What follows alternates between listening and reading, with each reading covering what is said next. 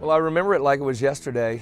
I was driving down the road in sunny Cape Coral, Florida.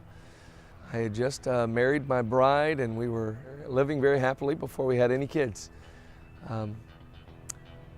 Had the Christian music blaring in my car, driving down the road, as happy as can be, care less. And I lived in a vacation culture, a place where everybody was wearing less clothing than normal. It was a time where just people would be dressed in bikini tops or just walking down the street. And that day, I remember I was driving to work, Christian music was playing, and I found myself about to cross over a bridge and reach this place. It was just a vacation hotspot, and there were these girls walking down the road, and I did what I guess I had been doing for a long time. I just looked. It wasn't really lust in my heart or anything like that. It was just, I just looked. And you know how guys look.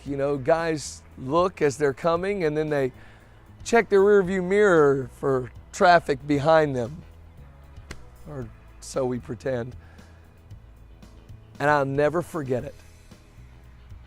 I heard the voice of the Lord.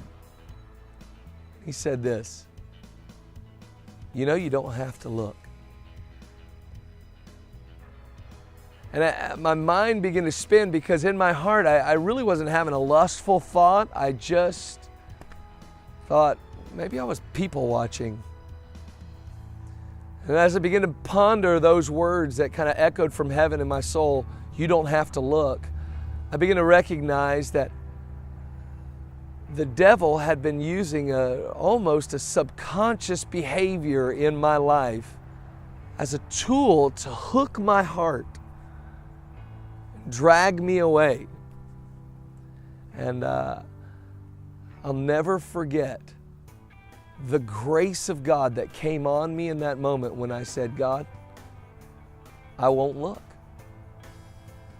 I can remember, as I driving to work, get closer and closer to the beach, just having to discipline myself, really, just to say, you know what? I'm not interested anyway. I don't have to look. And there was literally a grace that came on my life. I can remember sharing this testimony years later, just sharing that voice. You don't have to look. And I heard it. I heard every excuse. Oh, I'm a people watcher.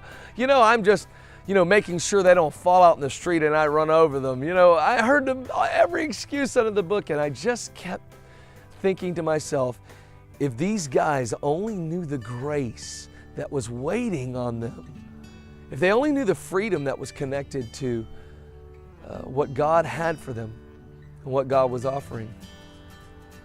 I'm so thankful that I had that encounter and that I heard that voice. You don't have to look. And ever since then, there has been just a freedom not to be drawn away by the opposite sex. You don't have to look. And I'm so thankful that God moved in my life that way.